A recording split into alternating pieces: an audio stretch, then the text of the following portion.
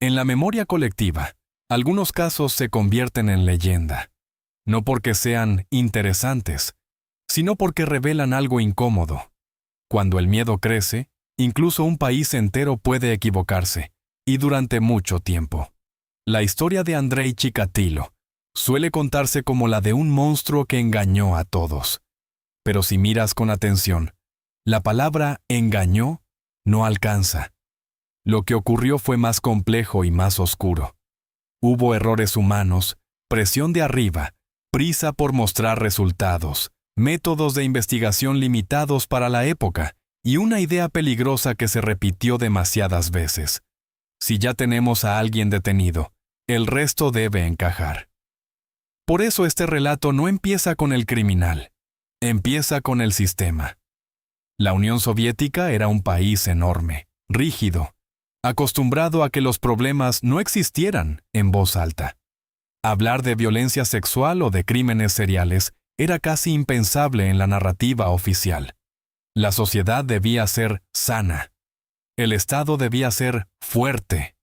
Y si algo escapaba a esa imagen, se volvía un tema incómodo que muchos preferían reducir a un caso aislado, a un accidente, a un culpable rápido.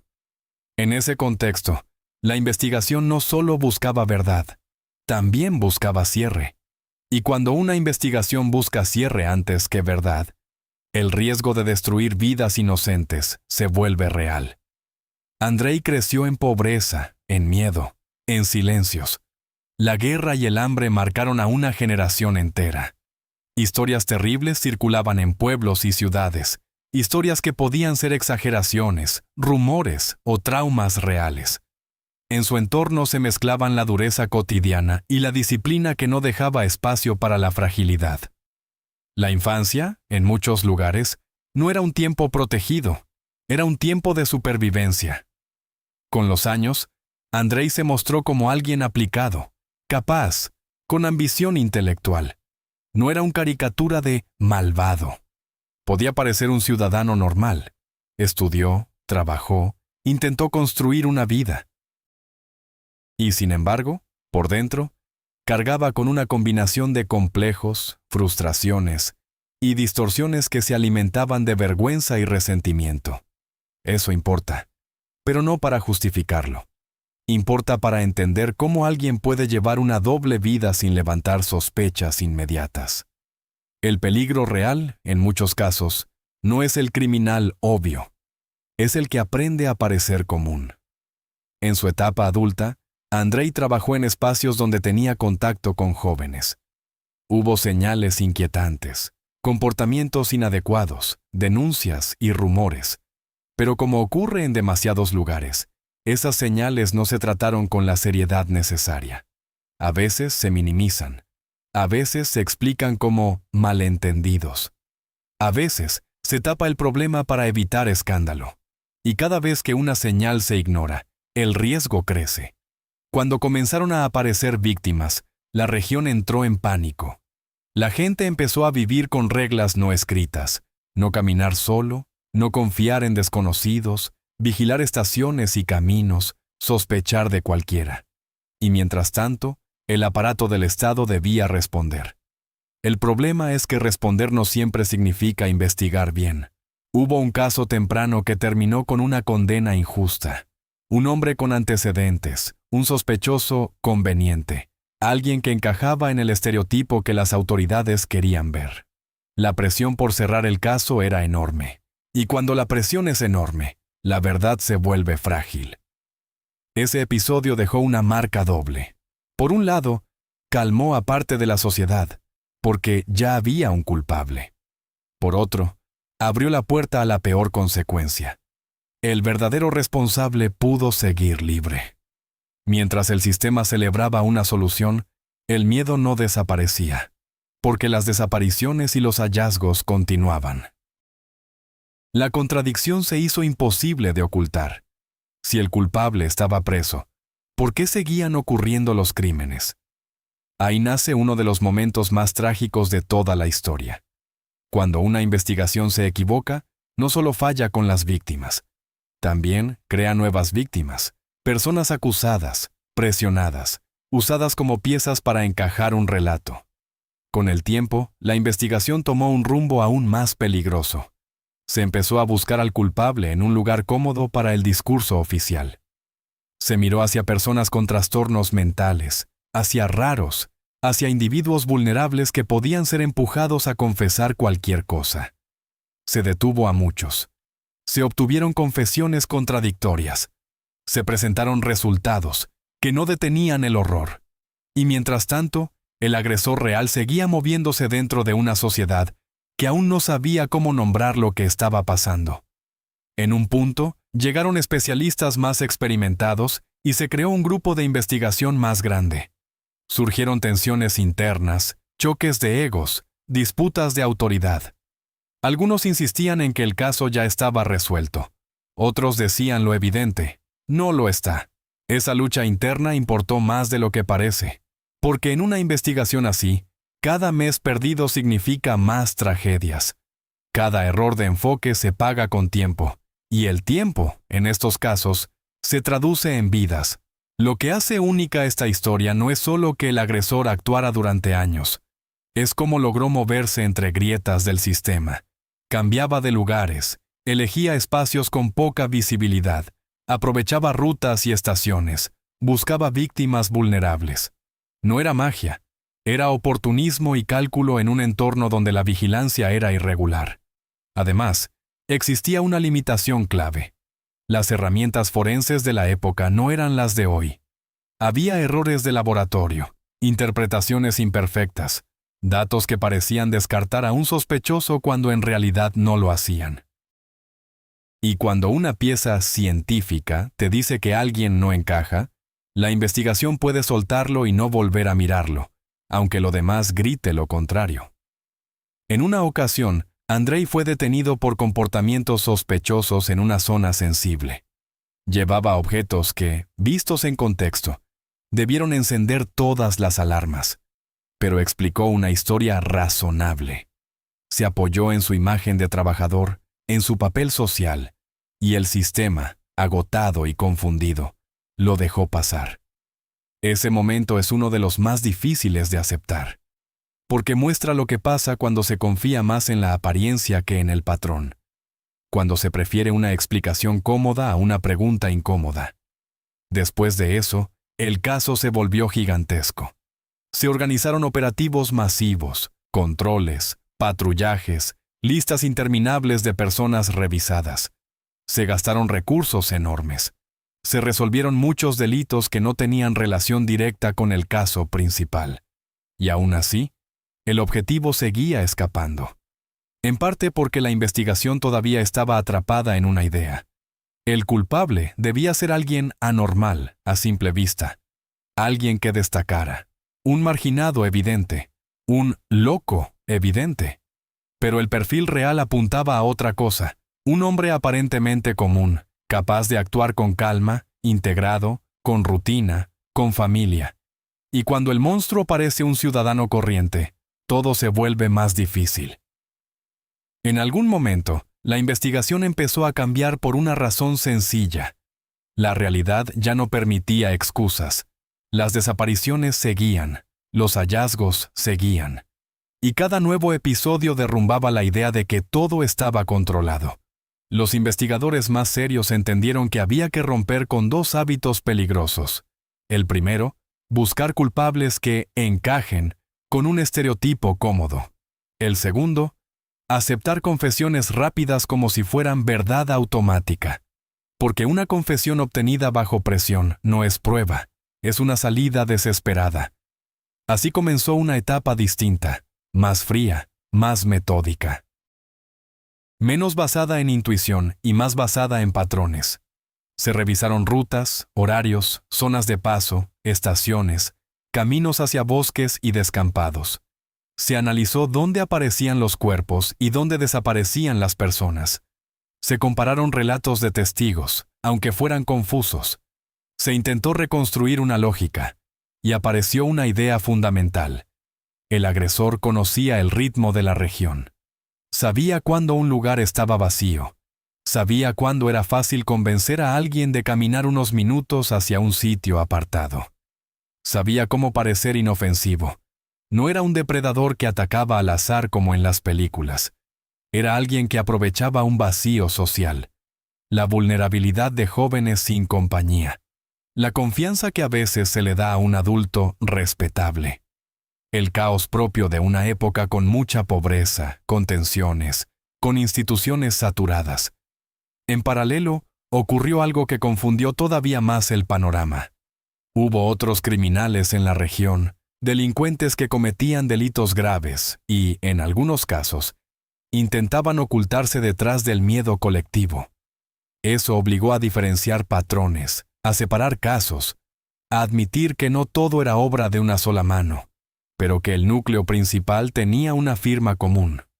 Esa firma no se reduce a detalles macabros, se reduce a conducta, a repetición, a una forma de acercarse, de elegir lugares, de moverse sin levantar sospechas. En ese punto, la figura del investigador principal se volvió decisiva. No por genialidad cinematográfica, sino por persistencia y disciplina. Alguien tenía que sostener la presión sin caer en la tentación de cerrar el caso con cualquier respuesta. Alguien tenía que insistir en lo impopular. No sabemos aún quién es, pero debemos seguir buscando. Y entonces, finalmente, ocurrió lo que a veces cambia el rumbo en una investigación larga. Un detalle pequeño, aparentemente banal, quedó escrito. No fue un gran giro dramático. Fue un informe rutinario. Un agente observó a un hombre que salía de una zona sensible con señales de haber estado en terreno difícil. Nada era suficiente para detenerlo en ese momento. Pero el nombre quedó registrado. Esa es una lección dura de la historia policial. Los casos no siempre se rompen con una prueba perfecta. A veces se rompen con la memoria de un registro, con un papel que alguien no tiró, con una línea que alguien escribió por responsabilidad. Cuando después se encontró una escena que confirmó que algo grave había ocurrido en esa zona, ese informe cobró peso. Y al revisar nombres anteriores, apareció un vínculo inquietante. El mismo hombre ya había sido observado tiempo atrás en circunstancias sospechosas y había sido descartado por un error de enfoque y por limitaciones técnicas. El investigador decidió hacer lo que antes no se había hecho con seriedad: reconstruir la vida cotidiana del sospechoso. Sus viajes, sus desplazamientos, sus rutas de trabajo, sus ausencias, su presencia en lugares clave, y el patrón empezó a encajar demasiado bien. A partir de ahí, la vigilancia se volvió discreta, paciente, casi invisible. No se trataba de hacer ruido, sino de observar, ver dónde iba, a quién miraba, cómo se comportaba en espacios públicos, con qué frecuencia se acercaba a jóvenes, qué zonas repetía. Lo que vieron no fue un hombre tranquilo haciendo su vida.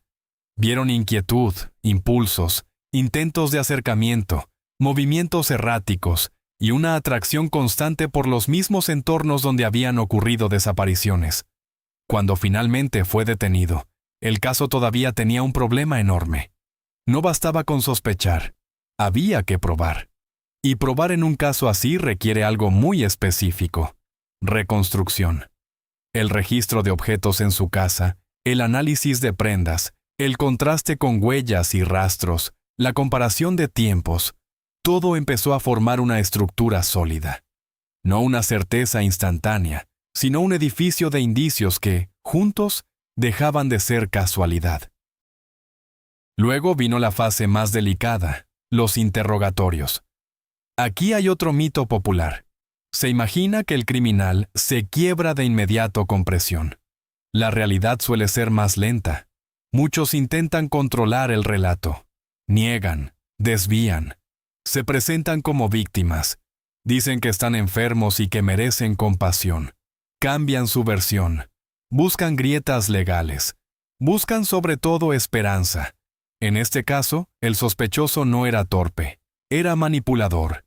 Y entendía que, si lograba una etiqueta que lo declarara incapaz, podría evitar el castigo máximo. Esa era su apuesta. Los investigadores necesitaban algo más que una admisión vaga. Necesitaban detalles comprobables, ubicaciones precisas, información que solo el responsable real pudiera conocer. Porque en un tribunal, una confesión sin estructura puede caer y convertirse en argumento de defensa. En esa etapa, la participación de especialistas en psicología y psiquiatría se volvió un tema polémico. No porque la ciencia sea teatro, sino porque en casos tan mediáticos siempre hay disputa por el mérito.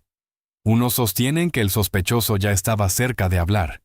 Otros afirman que solo se abrió cuando sintió un enfoque distinto, menos confrontación y más control del diálogo. Lo importante, más allá de los egos, es el resultado. Se obtuvieron relatos que permitieron encontrar evidencias, ubicar lugares, confirmar hechos, cerrar dudas sobre víctimas que habían quedado como desapariciones sin respuesta. Al mismo tiempo, el proceso mostró una tragedia paralela. Durante años, el sistema había castigado a inocentes o había presionado a personas vulnerables para resolver lo que no sabía resolver. Y por ese error, nadie quiso asumir responsabilidad real. En un aparato burocrático, la culpa se diluye. La víctima queda. Cuando llegó el juicio, la sociedad ya no tenía paciencia. La región había vivido con miedo demasiado tiempo. La gente quería un final. Y en esos momentos, el tribunal se convierte en un escenario emocional. La indignación es comprensible, el dolor, inevitable. Pero también aparece un riesgo, que el caso se vuelva espectáculo. El acusado intentó jugar su última carta, hacer teatro, provocar, confundir, presentarse como un hombre fuera de sí. No por arrepentimiento, sino por estrategia. Quería sembrar duda, quería una salida. Sin embargo, las evaluaciones médicas lo consideraron responsable de sus actos, y el peso de la investigación, con sus detalles verificables, se impuso. Después de la condena, la historia no termina de forma limpia. Nunca termina limpia. Porque quedan preguntas que no se pueden borrar. ¿Cómo pudo actuar tanto tiempo? ¿Cómo falló el sistema de manera tan grande? ¿Por qué se ignoraron señales tempranas? ¿Por qué se permitió que la prisa por resultados destruyera vidas de otros? Y hay una pregunta que siempre vuelve en casos así. ¿Fue suerte o fue inteligencia? La respuesta honesta es que fue una combinación.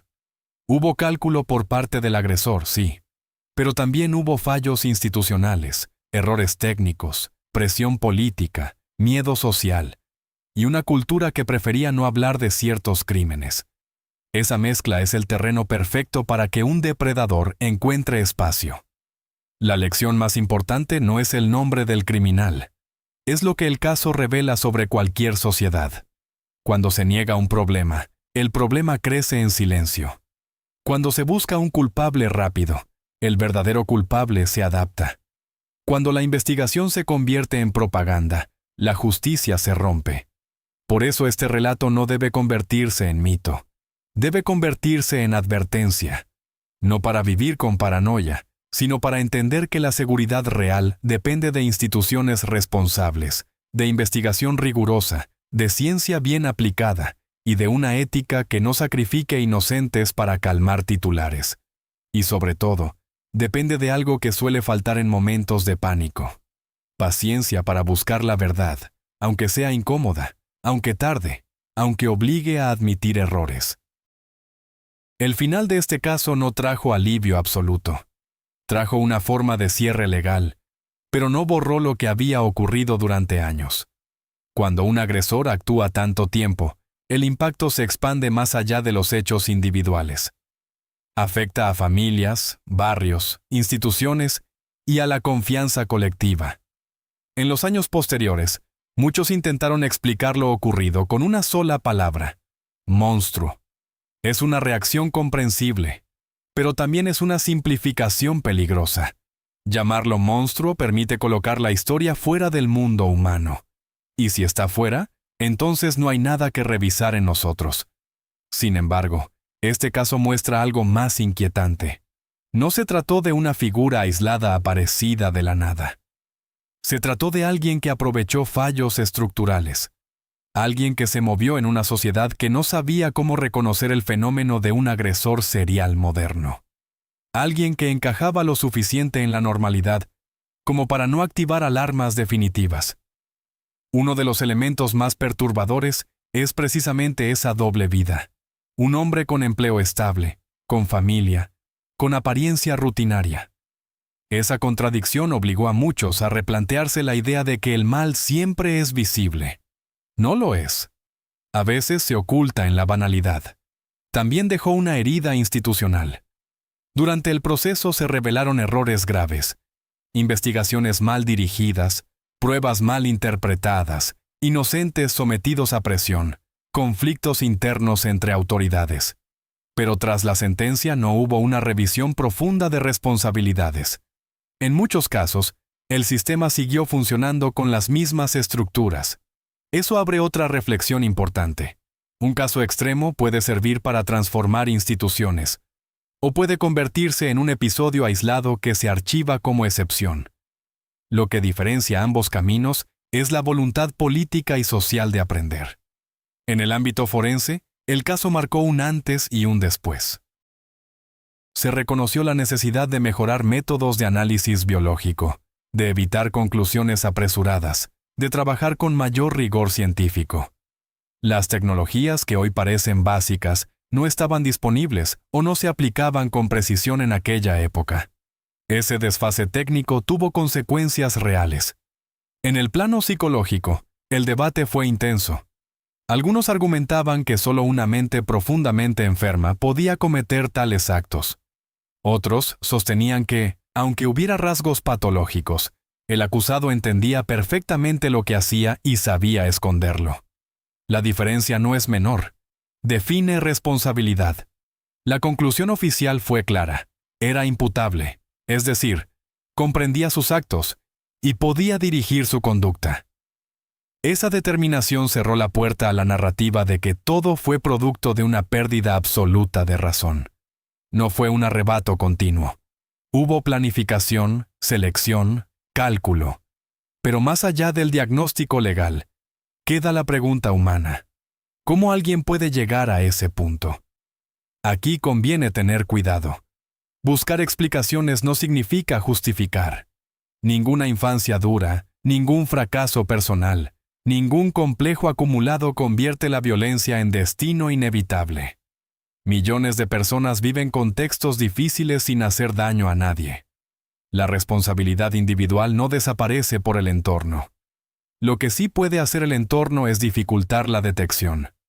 Si una sociedad minimiza denuncias, si considera ciertos comportamientos simplemente raros, en lugar de peligrosos, si no toma en serio las señales tempranas, crea un espacio donde alguien puede avanzar un paso más, cada vez sin ser detenido. Tras la sentencia, el condenado intentó presentar otra versión de sí mismo. Se describía como enfermo, como incomprendido, como alguien usado por la historia. No era arrepentimiento, era estrategia. Buscaba una vía de escape, una revisión, una suspensión.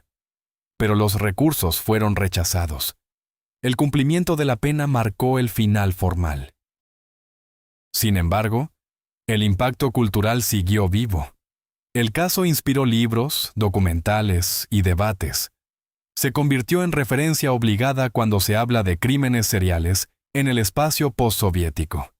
Y también generó imitaciones indirectas, personas que, años después, mencionaron este caso como detonante de su propia fantasía violenta. Esa es otra consecuencia inquietante. Los casos extremos pueden convertirse en relatos fascinantes que algunos interpretan mal. Por eso es importante narrarlos con responsabilidad, sin convertir al agresor en figura casi mítica. Porque cuando la atención se centra solo en el criminal, se olvida algo esencial: las víctimas. Más de 50 vidas interrumpidas. Familias que nunca obtuvieron respuestas completas durante años. Padres que dudaban de las autoridades. Comunidades que dejaron de confiar en estaciones, caminos y vecinos. Ese es el núcleo real de la historia.